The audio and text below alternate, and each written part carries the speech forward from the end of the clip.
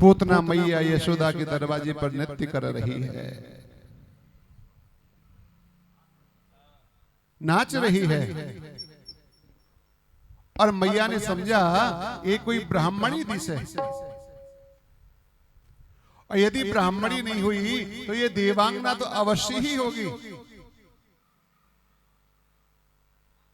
और सारे ब्रजवासियों ने देखा कि कोई सुंदर सी स्त्री मैया के महल की ओर जा रही है, तो एक दूसरे से प्रश्न करते हैं और एक दूसरा अपनी बुद्धि के अनुसार उसको जवाब देता है। देखो कितनी सुंदर सी स्त्री आ रही है, कितनी सुंदर सी नारी है।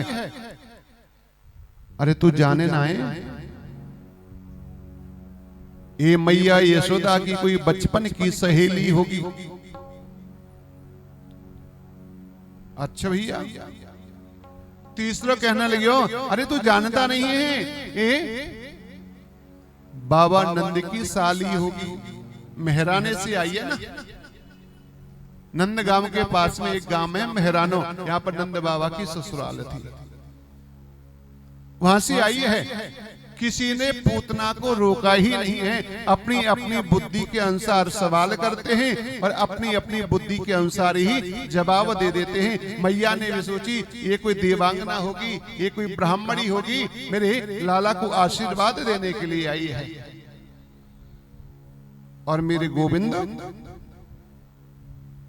पालने में झूल रहे हैं, पालने में सो रहे थे, तो धीरे धीरे पूतना उस पालने के ही पास में पहुंच गई है। और मैया यशोदा कहने लगी, देखो बहन, मैं तो याचक मेरे द्वार पे आए हुए हैं, मैं तो उन अतिथियों को देखभाल करूं, उनको आदर सत्कार करूं, तुम मेरे लाला को आशीर्वाद दो, मेरे लाला को खिलाओ तुम अपनी गोद में लेकर। अब मैया को क्या पता था ये कोई ब्राह्मणी है या ये कोई राक्षसी है, ये अपने स्तनों से विष लगा के आई है। अब तो पूतना कहने लगे, हाँ हाँ मैया तुम चिंता मत करो, इनकी तो परवाह करो ही मत, अब लाला की तो देखभाल मैं कर लूंगी, अब तुमको लाला की चिंता ही नहीं करनी चाहिए। लाला पालने में सोए हुए हैं। और जैसे ही मेरे गोविंद को अपनी पूतना ने गोद में उठाया और पूतना को देखकर मेरे गोविंद ने नेत्र बंद कर लिए हैं। किसी संत ने पूछा, पूतना को देखकर मेरे गोविंद ने नेत्र बंद क्यों कर लिए? एक संत कहते हैं, भैया तू जाने नहीं है, मेरे गोविंद के नेत्रों में सूर्य और चंद्रमा निवास करते हैं, इसलिए मेरे गोविंद ने नेत्र बंद कर लिए हैं। एक संत कहते हैं, अरे भैया तुम जानो नहीं कि मेरे श्याम सुंदर ने, मेरे मदन गोपाल ने नेत्र इसलिए बंद किए, ये पूतना नाम की जो राक्षसी है ना, अभी मैंने माखन मिश्री तो कुछ खाया नहीं है, ये पूतना मासी अपने स्तनों से दूध, अपने स्तनों से जहर लगाकर मुझे मारने के लिए चली आई है, और इसलिए नेत्र बंद करके भगवान शंकर की प्रार्थना करी होगी। हे बाबा भोलेनाथ हो, तुम कहां पर हो? और ये जहर पीने का काम तो बाबा भोलेनाथ का है, और कोई देवता जहर थोड़ी पीता है। समुद्र मंथन के समय जब देवता और दैत्यों ने समुद्र का मंथन किया था, समुद्र मंथन करते समय जितना भी विष निकला था ना, सारा विश्व देवताओं ने भगवान भोलेनाथ की प्रार्थना करी और भगवान भोलेनाथ सारे विष का पान कर गए। मैया पार्वती ने रोका भी था। ये देवता लोग ना जब मतलब होता है ना तभी आपको बुलाते हैं। कुछ खाने पीने की माखन मिश्री की कोई बात आती है ना तो आपको नहीं बुलाते। ये देवता बड़े चालाक है, वहां तो ये खुद पहुंच जाते हैं। पर भगवान भोलेनाथ तो बड़े भोले हैं ना, कहने लगे मेरा नाम भोलेनाथ है। तो भगवान समुद्र मंथन के समय सारा विष पी गए और जितना भी निकला और सारा विष पीकर भगवान ने अपने कंठ में उसको धारण कर लिया था। और उसी दिन से भगवान भोलेनाथ का एक नाम पड़ गया, नीलकंठ महादेव।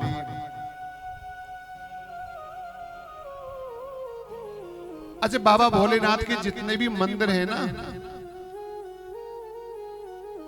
बाबा भोलेनाथ के जितने भी स्थान हैं ना, सब नगर के बाहर हैं,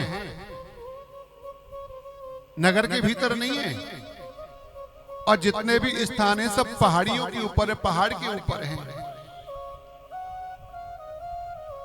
बाबा भोलेनाथ ने एक बार कृपा तो हमारे ऊपर भी करी, हम भी नीलकंठ महादेव के दर्शन करके आए। बड़ी ऊंची पहाड़ी है बाबा भोलेनाथ की। बाबा तू तो बहुत ऊंचे शिखर पे जाके बैठे हो है, आदमी चढ़ते चढ़ते उसको सांस फूल जाए, थक जाए।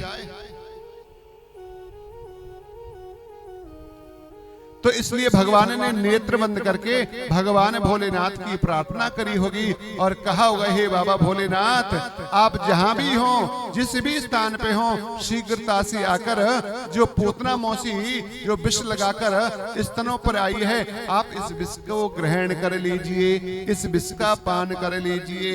इसलिए भगवान ने अपने नेत्र बंद करे होंगे।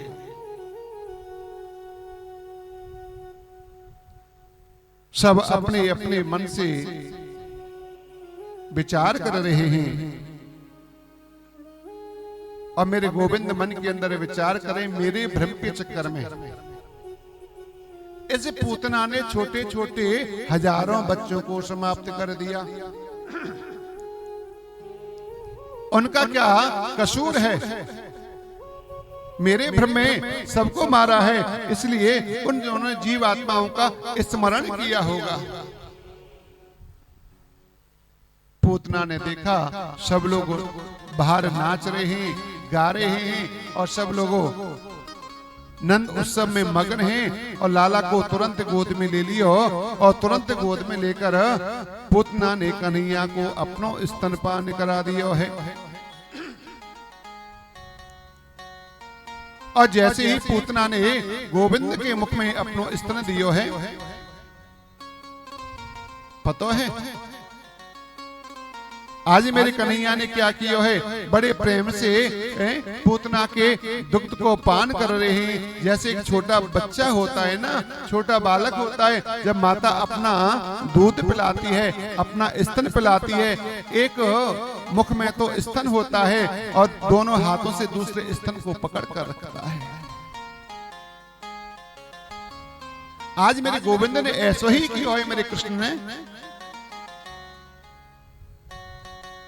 एक स्तन तो मेरे कन्हैया की मुख में है और एक स्तन मेरे कन्हैया ने अपने दोनों से हाथों से पकड़ रखा है।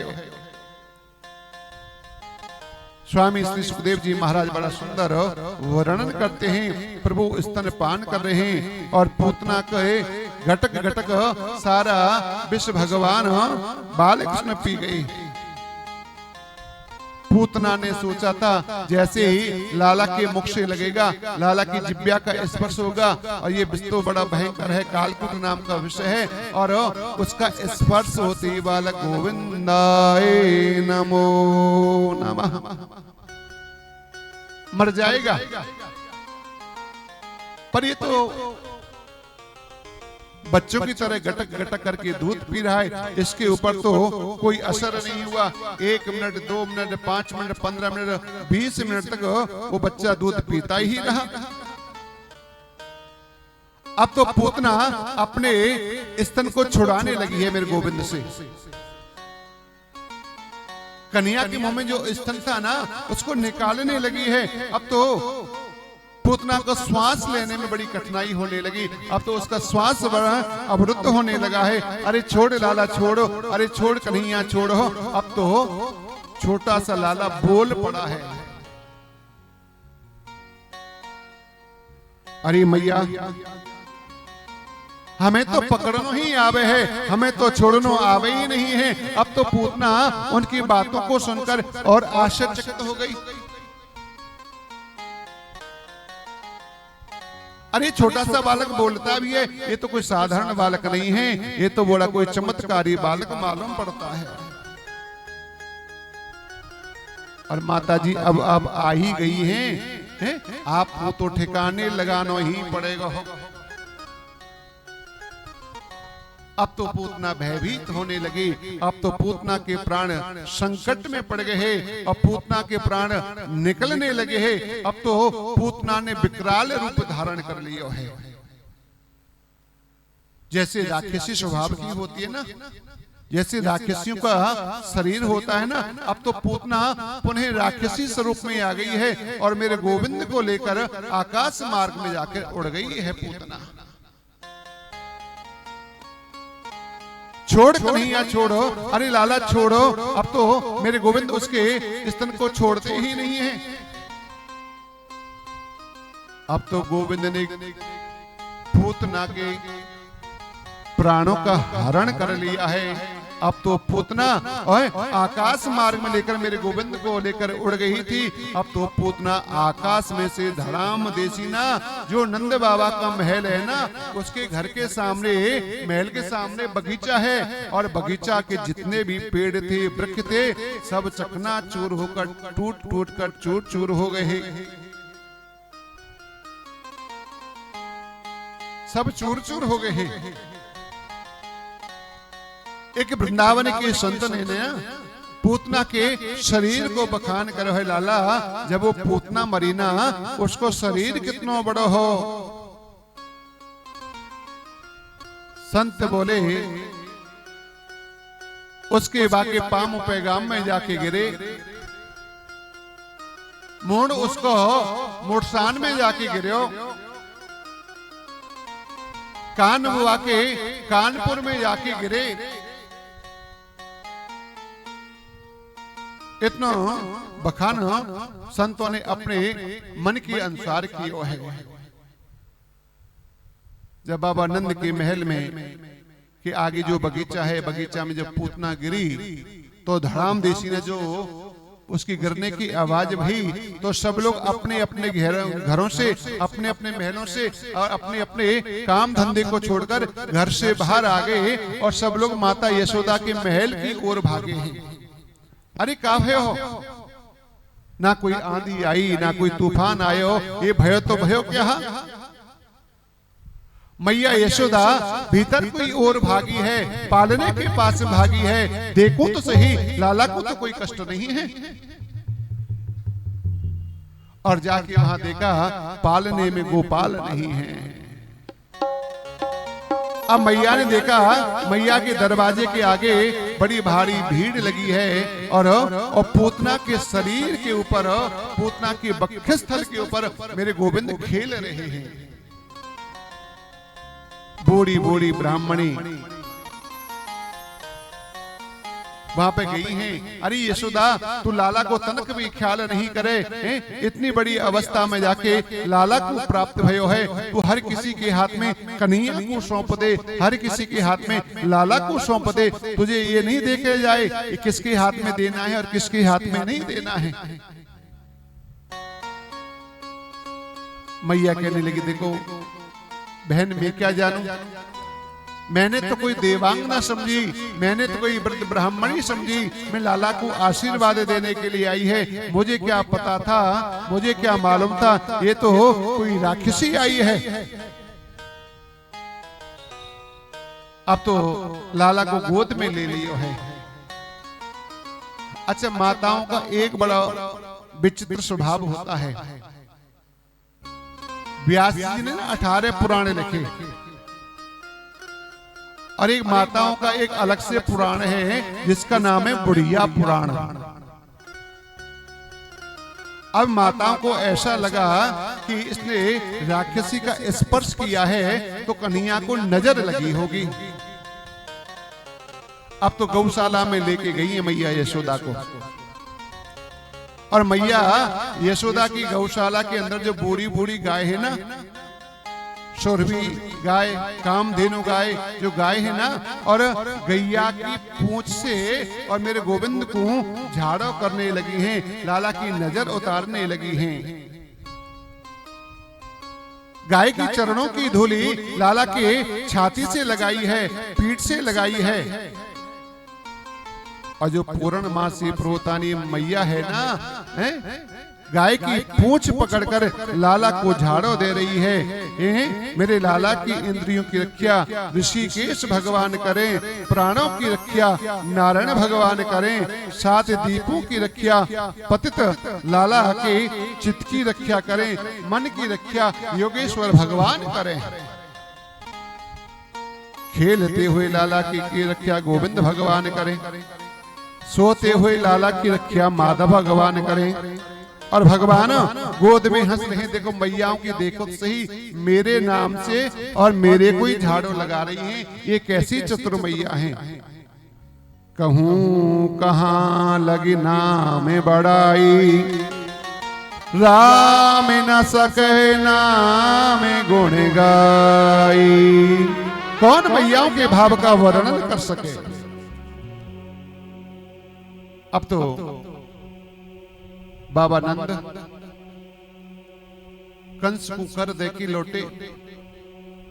बाबा को पतो लग्यो कि पीछे से एक पूतना नाम की राक्षसी आई है, उसने लाला को स्पर्श किया है और मैया को डांट लगाई है। नंद बाबा ने, देखो तुम लाला को ध्यान नहीं करो, अपने काम धंधे में ज्यादा व्यस्त रहो, तुमको गोविंद को ख्याल करना चाहिए।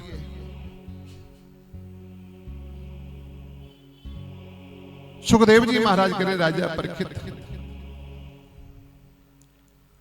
पूतना जब मरी ना, उसकी चिता यमुना जी के किनारे पर बनाई।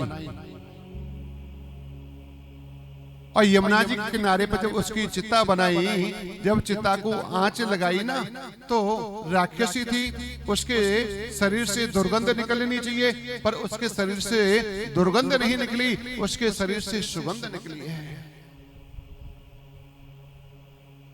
पूछ लिया किसी ने, महाराज वो तो राक्षसी थी, और राक्षसी के शरीर से तो दुर्गंध निकलनी चाहिए, उसके शरीर से सुगंध क्यों निकली। संत लोग कहते हैं भगवान जिसका स्पर्श कर ले, मेरे गोविंद जिसका स्पर्श कर ले, और मेरे कन्हैया ने तो उसका दुग्ध पान किया है ना, उसकी सारी दुर्गंध को दूर कर दिया है, इसलिए उसके शरीर से सुगंध निकली है। मैया यशोदा को गति बहुत समय के बाद होगी। आज भगवान ने मैया यशोदा के से पहले ही पूतना को गति प्रदान कर देनी है।